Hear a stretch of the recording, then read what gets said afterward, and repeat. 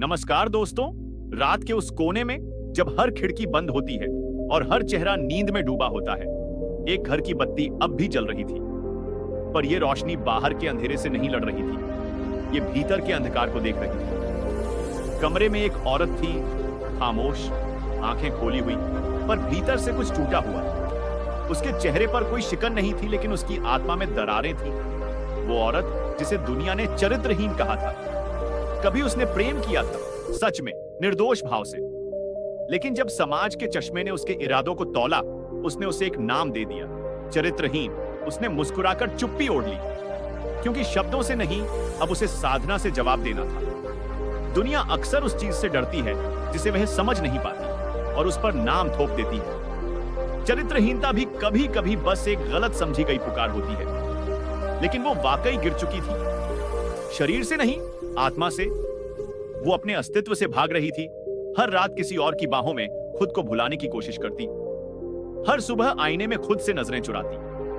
उसका जीवन एक खुला घाव बन चुका था, जिसे वो हंसी से छिपाने की कोशिश करती रही। फिर एक रात वो सब कुछ छोड़कर चल दी, अकेली, बिना बताए। वो शहर, वो रिश्ते, वो पहचान, सब कुछ पीछे छोड़ दिया। सड़कों पर चलती, मंदिरों के घाटों पर बैठती, जंगलों के किनारे अकेले रोती रही।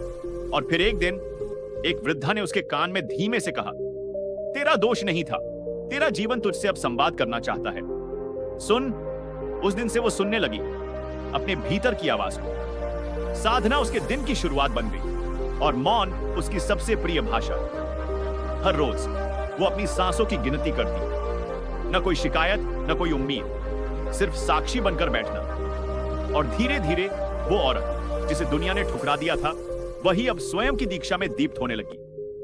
वो अब स्त्री नहीं रही, वो ऊर्जा बन गई थी, भीतर से इतनी शुद्ध कि उसके चारों ओर मौन भी आरती गाने लगे। चरित्रहीनता की परिभाषा बदलती है जब साधना उसे छूती है। जिस स्त्री को दुनिया ने गिरा हुआ कहा, उसी ने खुद को इतना उठाया कि अब वो आकाश जैसी हो गई, सबको ढकती हुई, सबको छूती हुई, पर किसी में नहीं बंधी। दूसरी ओर एक आदमी था, साधारण नौकरी पेशा, लेकिन भीतर से असाधारण रूप से खोया हुआ। शक ने उसकी आत्मा में जड़ें जमा ली थी। उसे लगता था उसकी पत्नी बदल गई है, उसकी निगाहें अब वही नहीं रही।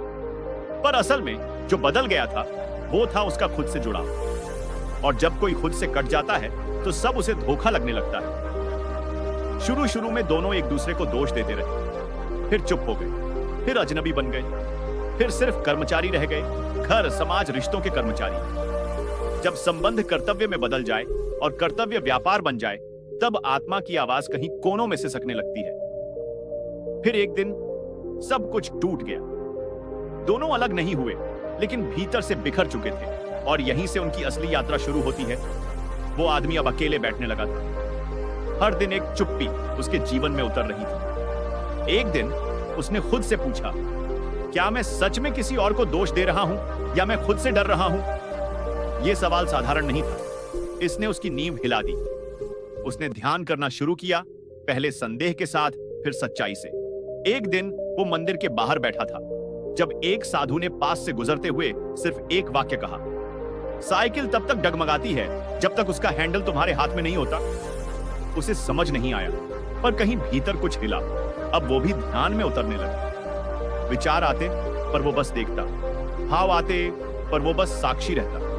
और फिर एक दिन वो साक्षी भाव प्रकट हो गया। जब तुम भीतर से खड़े हो जाते हो, तो तुम्हें बाहर किसी सहारे की जरूरत नहीं रहती, और तब साइकिल चलने लगती है, बिना लड़खड़ाए।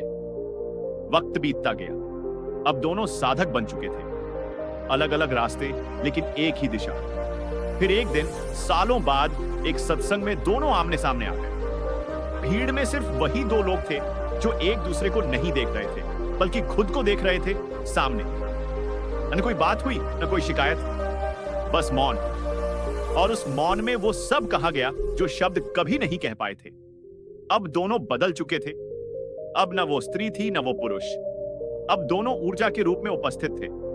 अब दोनों एक दूसरे के कारण नहीं, स्वयं के कारण पूर्ण थे। सच्चा प्रेम तब होता है जब दो लोग एक दूसरे के बिना भी पूर्ण हो, और फिर भी साथ चलें। अब कहानी लौटती है उस प्रतीक की ओर, साइकिल, वो जिंदगी की साइकिल।